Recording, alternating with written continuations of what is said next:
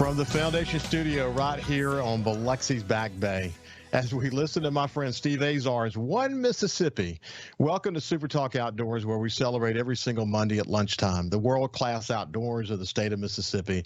I want to thank you for joining us on the Super Talk, the powerful Super Talk Mississippi Radio Network, or on Super Talk TV at C Spire TV. But if you're listening on Facebook or YouTube or your favorite podcast, it is April the 4th, 2022. What a beautiful day it is in Mississippi. I was looking out my window this morning, looking out over Biloxi's Back Bay, and could see fishermen, moving around. I'm sure that's what it looked like all across coastal Mississippi this morning as people take advantage of this incredible weather. Turkey hunters are out in full force all across the state of Mississippi. Turkey hunting is a pretty addictive sport, as you well know, especially if you're a turkey hunter. My son Jordan has been chasing a couple of birds, and it's been a fun season so far. But we're going to be actually talking more about the turkey season in the second half of today's show. But it's supposed to rain again tomorrow. So when it comes to the outdoors, we all know that you got to make the hay while the sun shines, and that's something we've all known how to do so well, haven't we? That is for sure. But hey, by the way, if you we put all the Super Talk outdoor videos up on Facebook and YouTube. So if you want to watch the show, you can literally see the videos, and you can go to the Super Talk Outdoors Facebook page or to our YouTube channel and share it with your friends who enjoy the outdoors. Listen, I often say on the show that we will take the opportunity here on Super Talk Outdoors to talk to a wide variety of outdoorsmen and women who share our love for the outdoors. We're gonna continue to say that we're the capital of the outdoors in America. There are a lot of reasons we say that. I think there are certain parts of the United States that may have certain dimensions that are better, but when you add it all up, from the coastal fishing to the backwater fishing to the lake fishing to just the canoeing and the hunting all across this state, the outdoors enjoyment here in the state are some of the best in the country, and that's why I continue to say that it's the capital of outdoors in America. We're going to get involved from time to time, though, in talking about why what happens at the Mississippi legislature matters to you. This year, as you've heard, if you're a regular listener, the Outdoors Stewardship Trust Fund was one of those issues. So as the session sort of comes to a close, it looks like we may have reached a good agreement from the legislature. And we're going to talk a little bit more about that here in just a second. So without any further ado, I want to invite to Super Talk Outdoors my friends, the Speaker of the House, Philip Gunn, Representative Trey Lamar, and Representative Scott Bounds. How you guys doing? Good morning, Ricky. Great. It's good to see y'all. Thanks for having us on the show. It's good to see you guys. So look, there's a lot to talk about, but what I want to do first, Speaker, if you don't mind, is you heard the opening of the show, the theme song, One Mississippi. It does look like that song is going to become the state song for the state of Mississippi, and it's the perfect song, isn't it? Absolutely. I had the privilege of talking with Steve Azar back, I guess, in the fall of the year. And Phil Bryant had contacted me and asked me to meet with Steve and just discuss the song and what it might, if it was a possibility that it might become a new state song. And so when you look at the song, listen to it, it seems to me that it is a very comprehensive song. I think he did a great job of packing a whole lot in, the 3 or 4 minutes that a song is normally in length. He covers our food. He covers our geography, every region of the state. He covers our people, our history, our music. He did a fantastic job of just packing into a song a comprehensive approach to the state of Mississippi, and I think it's an outstanding song. It's one that children can sing. I've seen the video where the children are involved singing it. It's just something I think that brings everybody together, as the song says, One Mississippi. And everybody can find something in that song that they can connect with and relate to. We brought that bill out earlier in the session. We passed it out of the House. It went to the Senate. And just last week, on, I guess, was Thursday or Friday, we were able to finally pass it and send it to the governor. So that bill will declare One Mississippi as an official state song. It also creates a commission that will go forward and study other genres like the blues and rock and roll and other things to determine if there are other songs that could be appropriate for being state songs in Mississippi. So I think it's a great day for our state. We got a new flag, we got a new state song, and it is a very positive reflection upon our state. It's exciting. You know, Steve's such a good dude, and if you watch the video, he's so passionate, and as you pointed out, I mean, he did such a good job of painting the picture of Mississippi, all corners of Mississippi, a little bit for everybody in that song, and I'm super excited for him. But I think I'm more excited for the state, the opportunity to push that song out there. It says a lot about who we are. You know, we are one Mississippi at the end of the day. We may disagree on politics and whatever, but like I say, especially as it relates to the outdoors, that's when we can all kind of join hands, spend time out in God's creation and really enjoy it. And One Mississippi seems like the appropriate song, not just for the state of Mississippi, but as the theme song for Super Talk Outdoors. I appreciate your leadership on that, Speaker. Hey, listen, before we go to Scott and Trey, I just wanted to say that, you know, I have often said, and you and I have talked about this on my show Coast View down here on the coast, that this year's legislative session is one of the most consequential in a very, very long time. When you think about the income tax and teachers' pay raise and medical marijuana and all the other issues you guys had to talk about, but it was a consequential session, wasn't it? Absolutely. I've described it as a very weighty session. We had a number of very weighty issues that we had to deal with. And I had my staff pull an article that was written on January 4th of this year. That's the day we convened. And the article was written by one of our newspaper people and questioned whether or not the legislature could handle all the weighty issues that were in front of it. As you mentioned, teacher pay, income tax, broadband deployment, ARPA funds, redistricting, Outdoors Stewardship Fund.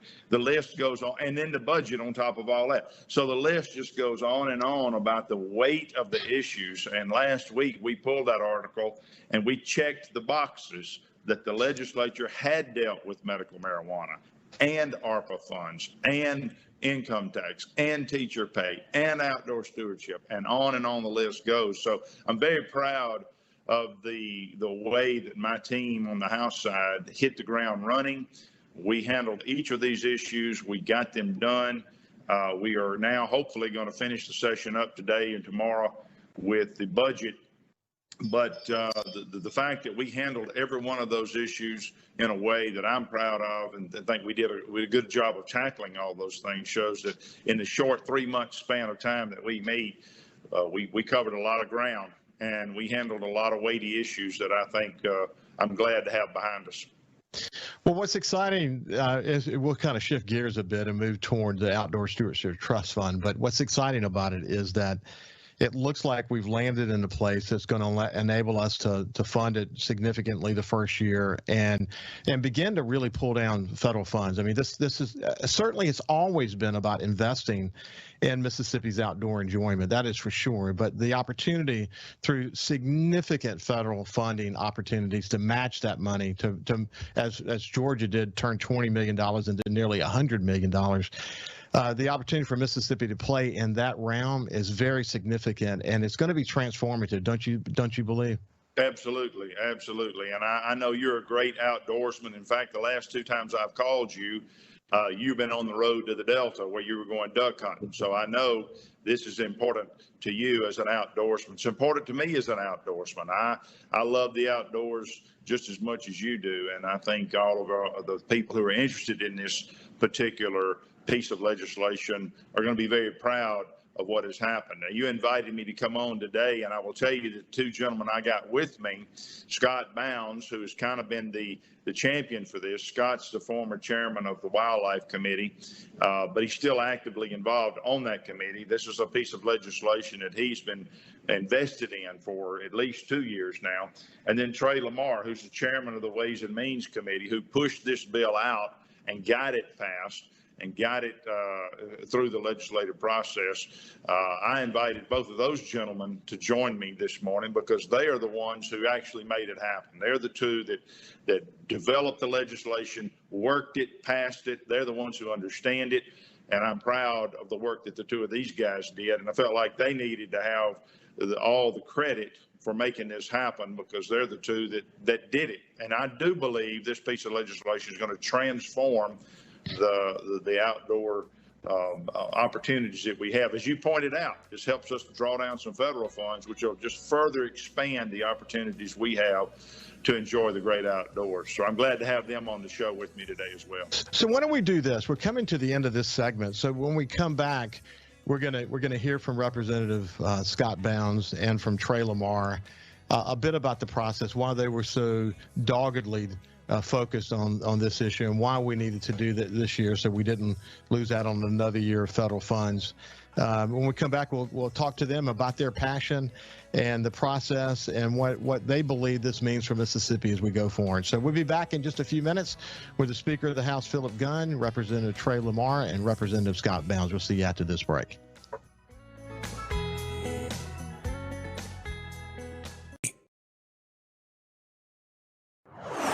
Leading the conversation on Mississippi's outdoors. It's Super Talk Outdoors with Ricky Matthews on Super Talk Mississippi.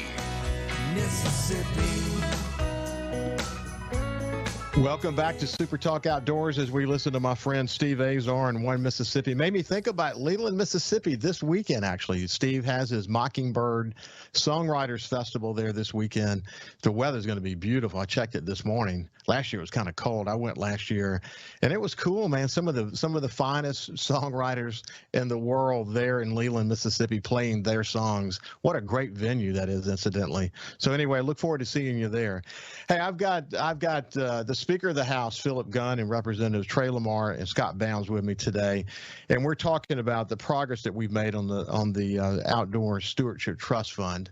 And we're going to, by the way, in the next segment, we're going to talk turkey and what's going on at the Department of Wildlife, Fisheries, and Parks these days.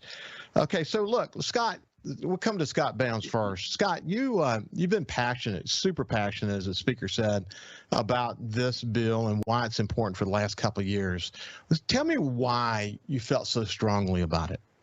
Well, Ricky, first of all, Mississippians are probably more passionate about the outdoors than anything that, we are involved with. That was evident to me as I chaired the Wildlife, Fisheries, and Parks Committee for 8 years, that the passion that people have for outdoor activities, hunting, fishing, camping, trapping, it's very evident. And we didn't reinvent the wheel, as I said many times here on this legislation on House Bill 606. I first started meeting with NGOs, non-governmental organizations that are involved in conservation and ag and wildlife back in 2015 on this. And we met and began to try to craft something that would provide a long-term dedicated funding source for conservation and outdoor projects. And it took us until last year when we had our first stewardship bill last year. And so that was from 15 to 21 was about 6 years. It really took us to put together something. There were some of us that, I know I went to Georgia one time and met with some people on my own dime and talked about it and saw what they did. And the NGOs did some independent polling on 2 different occasions and saw that over 80% of Mississippians support this Outdoor Stewardship Trust Fund. And originally the bill called for a diversion from the sporting goods sales tax. And hopefully we will move toward that in the future. And I will let Chairman Lamar talk further about the funding on it in his segment. But Ricky, it's just here again, Mississippians are passionate about the outdoors, whether it's from the coast to the Tennessee state line, deer hunting. And when you have something that other states have proven that will work, when you have a dedicated outdoor stewardship fund, to me, it's a no-brainer. You talk about, and I won't get down into the weeds on this, and you talk about the drawdown of potential federal funds. I want the people to understand that even though it's federal funds, those funds come from excise taxes that manufacturers of outdoor equipment voluntarily pay into the Pittman-Robertson Fund for those funds to be drawn down. Those are not like working tax dollars. Those are excise tax dollars that manufacturers willingly pay into that fund. So that's what that drawdown is on federal funds. And a very, very important part of this because, as you mentioned, we can certainly take every dollar that we put into that fund and leverage it against federal funds for a potential 3-to-1 match. So it's here again, it's a no-brainer. And I appreciate the speaker, and I appreciate Chairman Lamar staying in the saddle with me on this. And the House, we 4 different occasions, or I don't know, 6 different occasions over the last 2 years now, we have passed it overwhelmingly in the House. And so the House has a position on this. The House has a position. Well, yeah, the last 2 years, last year 117-2, this year 117-4. It's been you guys have really led on this, and we appreciate it for sure. Hey, one last thing before we go any further, I just wanted to mention, Scott Bounds, that Georgia in particular has been a lot of help to us. Their experience, their willingness to share, it's extraordinarily real what they've accomplished, and they want us to be able to accomplish it as well, don't they? Yeah, they do. And I will tell you, Georgia took it one step further, and it's actually in their constitution. They did a constitutional initiative on it. And so it's enshrined into their constitution. I don't know whether that's down the road for us, or whatever, but this is a good first step. I would still like a full diversion from the Sporting Goods Sales Tax. It's paid by the sportsman, but this is a good first step, and we'll continue to enhance and advocate for it and be a champion for it. I know the House will be. Well, there were a lot of issues, and I've talked about them on the show, so I know the bill inside and out. But it looked like it was clear that the diversion was going to be a showstopper for the Senate. So the fact that we were able to reach an agreement and hopefully get full funding the first year is certainly a step in the right direction. At the end of the day, the House was focused on the diversion because you knew that if you did it as a diversion, that it would be a dedicated funding source, as you pointed out, over many years. Because so many federal projects are not one and done. They take multiple years to be able to pull off. And you mentioned the NGOs, the role that the NGOs that played to educate Mississippi to be focused on this, and what the role they'll play going forward to help find innovative programs, to help find other funding sources, federal funding sources going forward. It's pretty exciting to see the role that they're going to be playing. So anyway, coming back to you, Representative Trey Lamar, who has been on Super Talk Outdoors before. It's great hearing your story and your love of the outdoors and your how you enjoy the outdoors with your family. But this one hit to the core for you, didn't it, Trey? This bill is a game changer for Mississippi, as the other speakers have said. It was an honor for me to help work on it and get it across the finish line. This will allow conservation efforts that we have not had before to continue on in this state for many years to come, after we're all here, for our children and grandchildren. And that's why it was important to me. As somebody who loves the outdoors, and most Mississippians do, this is one of the greatest things that I've been able to work on since my time in the legislature. And it's like I said, I'm just glad we got it across the finish line. Trey, when you and I talked before, and I know you have such a strong connection to the outdoors, but when you say this is important to our kids and our kids' kids, that this is truly generational, this is a generational bill, you really mean that, don't you?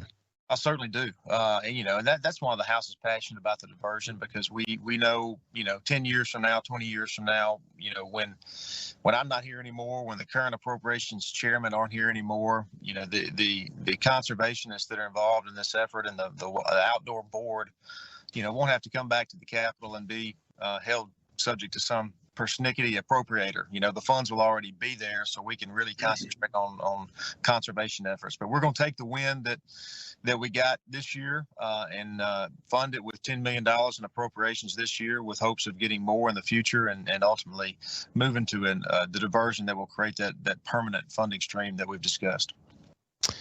Sounds good. When you hear these two guys talk, Speaker, what comes to your mind? Well, I'm proud of both of them. Everyone needs to know that it's these two individuals who made this happen. For people who love the outdoors, like me and the two of them, I've hunted with both of them. I know firsthand that the two of them have a passion for the outdoors. People need to know that this is something that's going to benefit our outdoor efforts for years to come.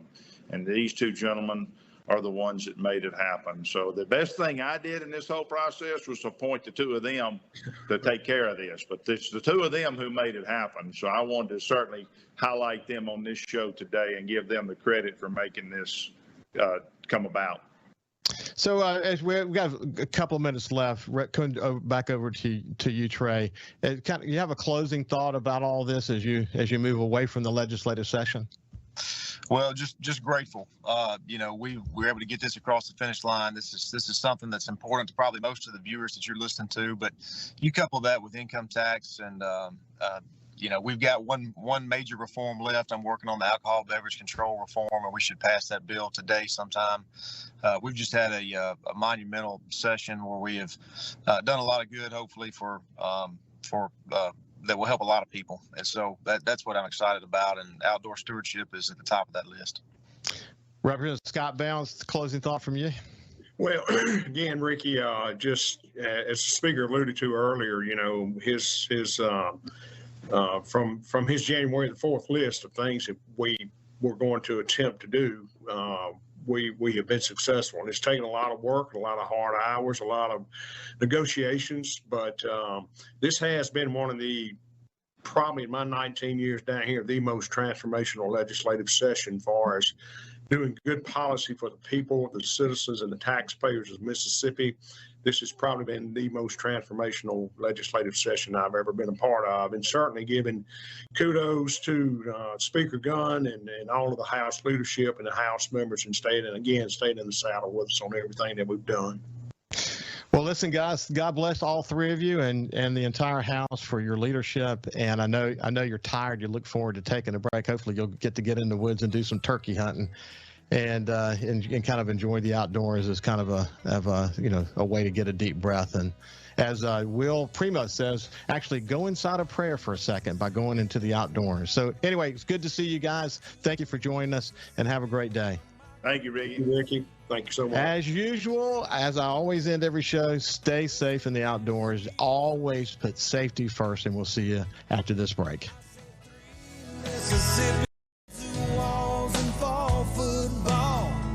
Welcome back to Super Talk Outdoors. I'm thrilled to have been joined by the Speaker of the House, Philip Gunn, Representative Scott Bounds, and Representative Trey Lamar. It takes great leadership to make something like the Outdoors Stewardship Trust Fund work. I appreciate you enabling me to talk about issues like that, because we're going to most of the time talk about the fun stuff. But when it comes to something like an Outdoor Stewardship Trust Fund that has a generational impact on our ability to enjoy the outdoors, it's important. And that's when we're going to talk about it here on Super Talk Outdoors. Incidentally, next Monday, it looks like we'll probably have Lieutenant Governor Delbert Hosemann join us, and he'll share his thoughts as well about the Outdoor Stewardship Trust Fund, his love of the outdoors, and I'm looking forward to having that conversation with him. We'll be pinning him down later today, and so hopefully he will definitely be on next Monday. I talk about the turkey season all the time. I talk about fishing all the time. There's a lot of excitement in the outdoors this time of year, and as I mentioned at the beginning of the show, my son Jordan's been out chasing a couple of birds. And it's super addictive, man. Once you hear that gobble, whether you actually pull the trigger or not, it becomes an unrelenting dream until the season ends or you find your bird. And the guy who knows that better than anybody is Adam Butler, who's the Wild Turkey Program Coordinator for the Department of Wildlife, Fisheries, and Parks. And I'm thrilled to have you back, Adam. How you been, my friend? Oh man, I've been great. It's my favorite time of the year, so can't complain a bit. Glad to be here. Yeah. I'm looking forward to getting sort of the latest on the turkey season. And you guys made some changes this year. You have a non-resident turkey season draw process. We'll get an update on that. But, hey, just generally, what you hearing? I think the consensus so far has been that this season has been better than last year. Last year was, turkey populations kind of ebb and flow, and you have good years and you have bad years based on how good the hatch is during the summertime. Last year was overall not a really good year. This year's been a lot better. Our harvest reporting system, Game Check, looking at those numbers, we're already 70% of the way to last year's total, and we still got almost a full month left in the season, so that's good news. Things are up. We had really great weather days. Turkeys generally gobble more, and you get more activity out of them on days like we've got today, where it's clear, sunny skies, not a lot of wind, no rain. And we've had a lot of that this year. So all in all indications are it's been a good season. Hearing a lot of good reports, not hearing a ton of bad reports, which is positive. And so that's where we're at, So let's come back to Game Check for a second for people who don't know what that is. We'll remind people what it is. And I'm curious, well, let's tell what it is, but I'm curious about, do you have a variable that you apply to the system on people who are harvesting, but maybe not using Game Check to kind of get a better sense of that? So what is Game Check? Sure. Game Check is our mandatory harvest reporting system. It was implemented in 2019, and it's really something that a lot of hunters around the state, a lot of conservationists, and the Department of Wildlife, Fisheries, and Parks had been asking for a pretty long time. Took a while to get in place, but it basically requires turkey hunters to report their harvest so that we can keep track of that data, to have better tabs on how the turkey numbers are doing in different parts of the state. It gives us real-time data, so that's why I'm able to say, hey, right now we're already kind of 70% of the way to where we would have finished last year. And it gives us localized data so that we're able to look at county-level totals and sort of look at a map of how turkeys are distributed around the state. I'm really proud of it. I think hunters, for the most part, have adopted that system. Our agency tried its best to make the Game Check process as accommodating as possible to hunters. And, we created basically 3 different outlets for hunters to check their turkey. And by and large, hunters have adopted our phone-based phone app. About 85% of the turkeys that are checked are through our Game Check app. So that's just a testament to, people using smartphone technology and have that kind of stuff right in their pocket. For those who don't want to go that route or whatever, we also, you can call the bird in using our 1-800-BE-SMART number or report it over the internet. We have a web portal. But like I said, the app is quick and easy. It takes just seconds to report a bird, and that's what most people have chosen to utilize. So this year we've got a couple of draw processes in place related to turkey season. You've got the wildlife management area, the WMA draw hunts. How are those going? Those have wrapped up. I say that different WMAs have different frameworks in place. The lion's share of the WMAs that have early season draws, those wrapped up last week, and starting on March the 29th,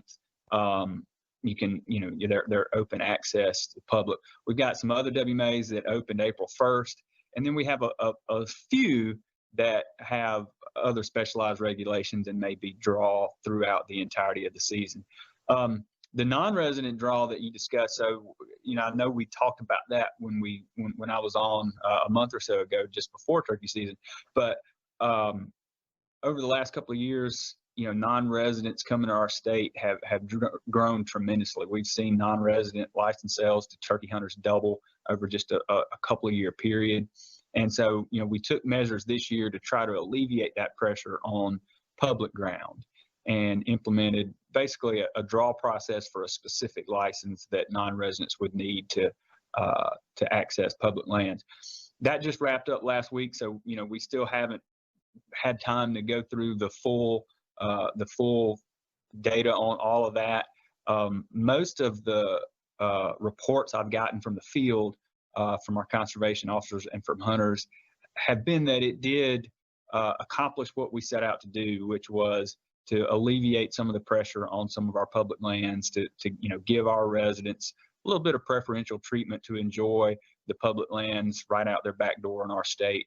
And so, as we go forward, we'll really kind of assess how that went this year, and then look at anything we may need to tweak for next year. But first glance is it accomplished what we wanted it to do, which is to try to make our public lands more enjoyable by alleviating a little bit of the pressure we get early in the season. Well, you and I talked a little bit about this the last time we were together, but there are a couple of issues that support the reason why so many people are coming here from out of the state. One is that just the cycle of seasons in other states. The other is the pandemic brought so many people back excuse me, to the outdoors. But it is significant, though. Actually, as some people may go to 2 or 3 different states and then come to Mississippi at the end, and it was becoming way more popular than it probably needed to be, at least for residents. Is that essentially where y'all came down?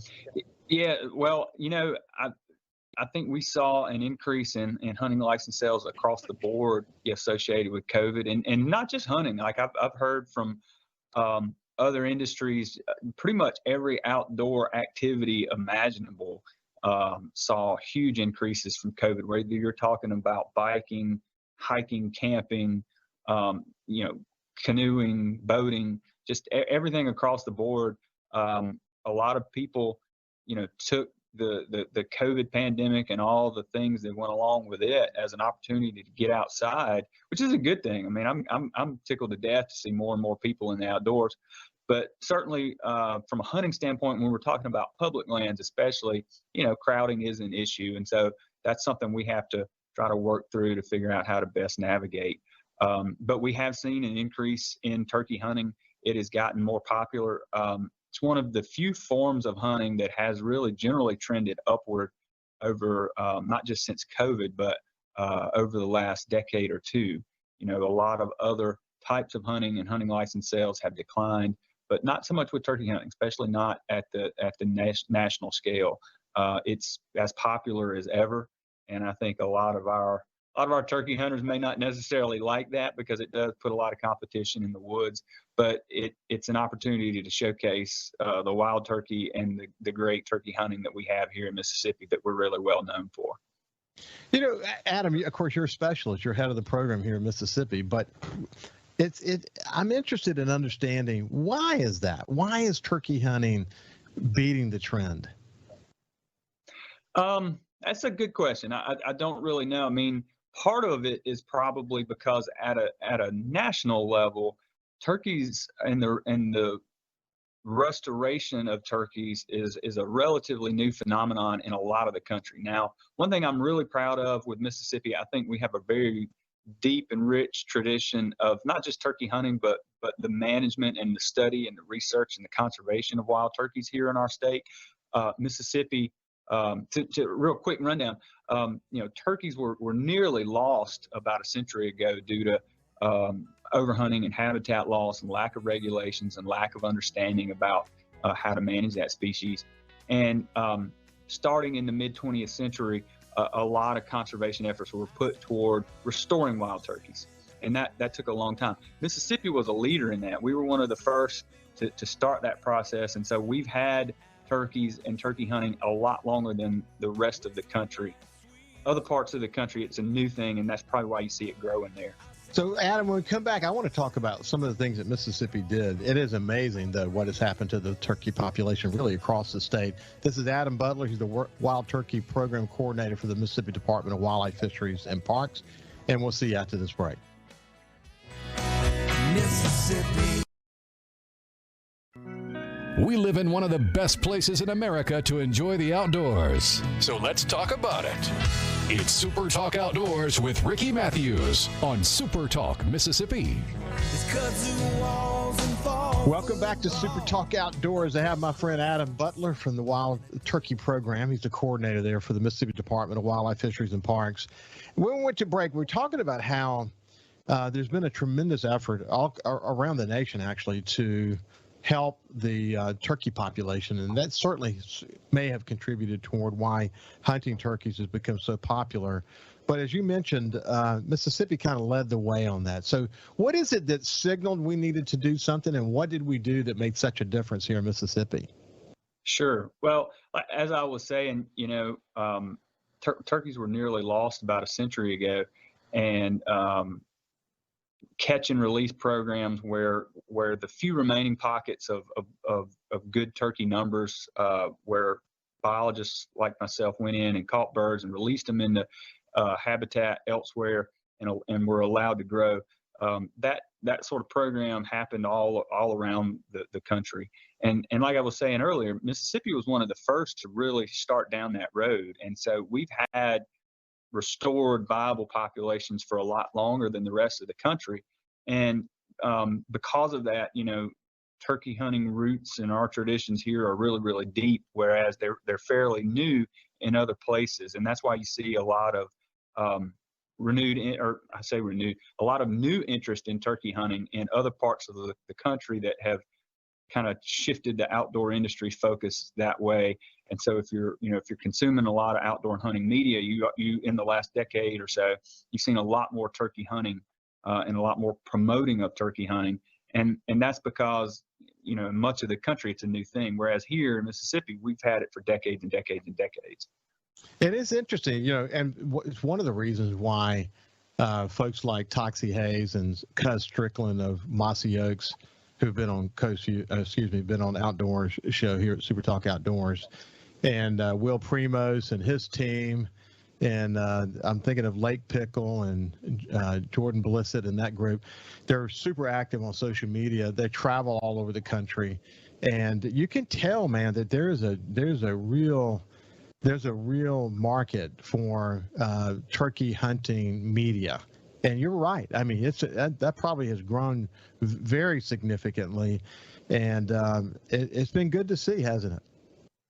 Yeah, absolutely. And I think part of that, the age demographic that's really gotten into turkey hunting heavily is sort of that 20 to 30-year-old demographic, and so they're consuming a lot of that sort of media.